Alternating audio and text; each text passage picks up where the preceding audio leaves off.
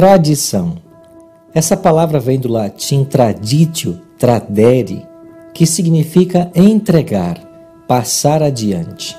É a continuidade ou permanência de uma doutrina, costumes e valores. Jesus condenou boa parte das tradições dos religiosos de seus dias, porque eles estavam mais interessados em suas formalidades do que na palavra de Deus.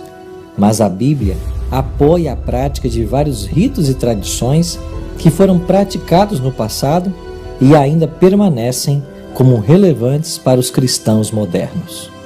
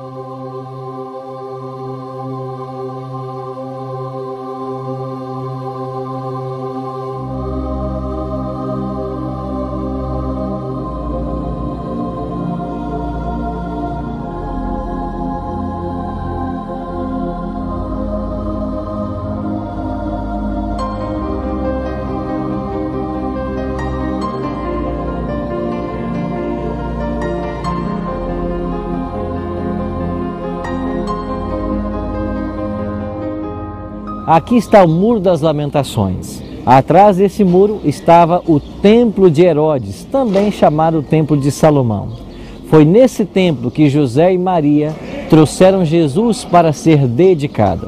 A Bíblia não apoia o batismo de crianças, de recém-nascidos, mas a Bíblia apoia uma cerimônia que nós chamamos de dedicação dos bebês.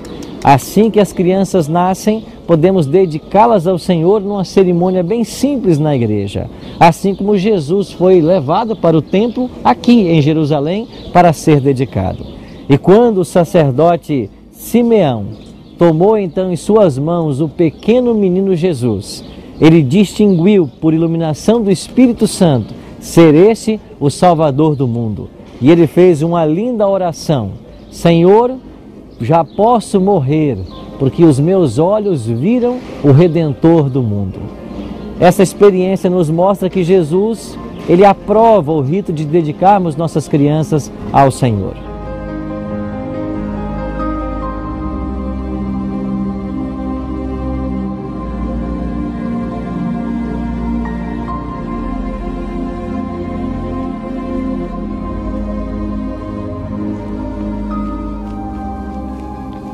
Jesus viveu cerca de 30 anos na cidade de Nazaré. Quando ele completou essa idade, ele veio aqui para o Rio Jordão para ser batizado pelo seu primo, João Batista. O Evangelho de Mateus declara que quando Jesus se batizou, ele saiu logo da água. E quando ele sai da água, o Espírito Santo desce sobre ele em forma corpórea de uma pomba.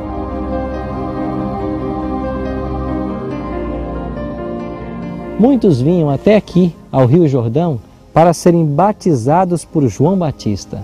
João pregava o batismo de arrependimento, mas Cristo não tinha pecados dos quais se arrepender. Por que então que ele passou pelo batismo? Ele passou pelo batismo porque assumiu a culpa da humanidade. E dessa forma, ele validou o rito do batismo.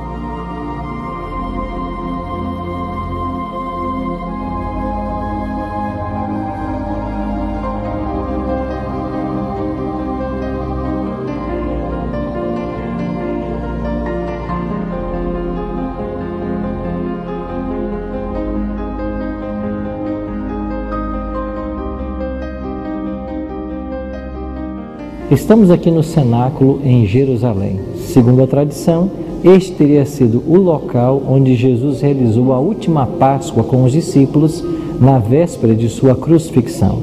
Aqui também ele institui a cerimônia da comunhão ou da ceia do Senhor. Até os dias atuais, essa cerimônia permanece e a igreja cristã deve continuar ensinando essa cerimônia.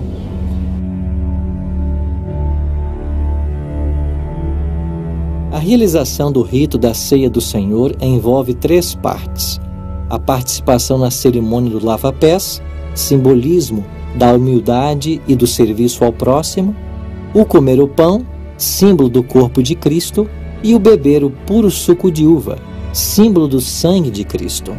De acordo com a Bíblia, esses 3 elementos são indispensáveis na cerimônia.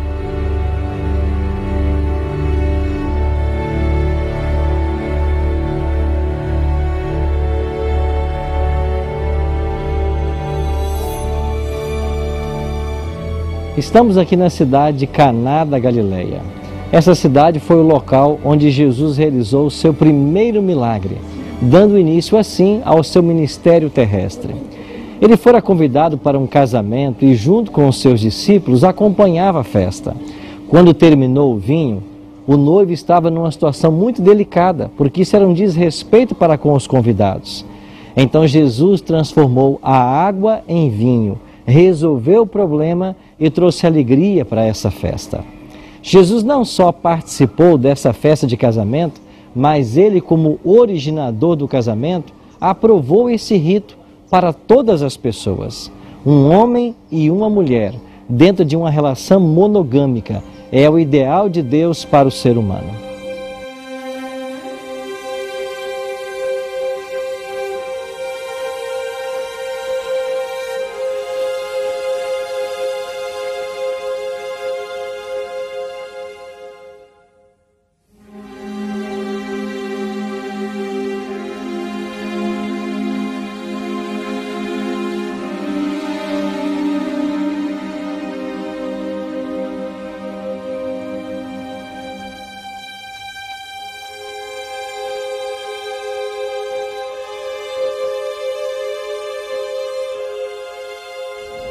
Um outro rito que a Bíblia apoia a sua continuidade é o rito da ordenação. O próprio Cristo, depois de uma noite de oração, chamou os discípulos e, impondo-lhes as mãos, orou para que eles iniciassem o seu ministério ao lado dele. Ainda hoje, a igreja cristã deve impor as mãos para que os oficiais da igreja também exerçam seu ministério. Entre os principais líderes das igrejas, nós poderíamos mencionar os anciãos ou bispos e também os diáconos. Estes recebem a imposição de mãos para o exercício de um ministério.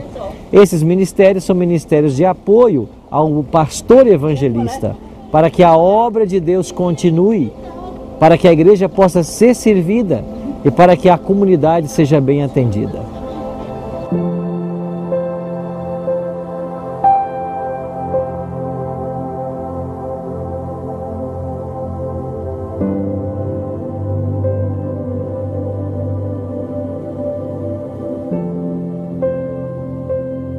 Um outro rito que a palavra de Deus nos orienta a praticar é o rito da unção.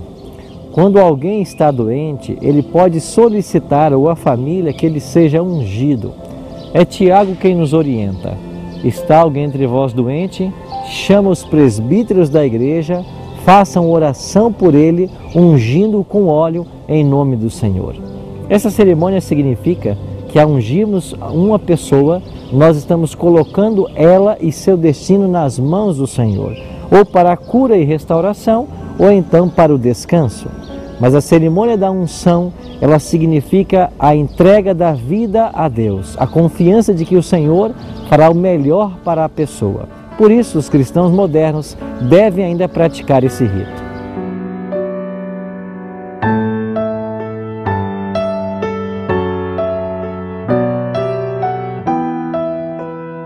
Todos esses ritos e tradições que estudamos na Palavra de Deus, eles têm um propósito, nos colocar mais perto dele e aumentar nossa confiança e dependência em Cristo.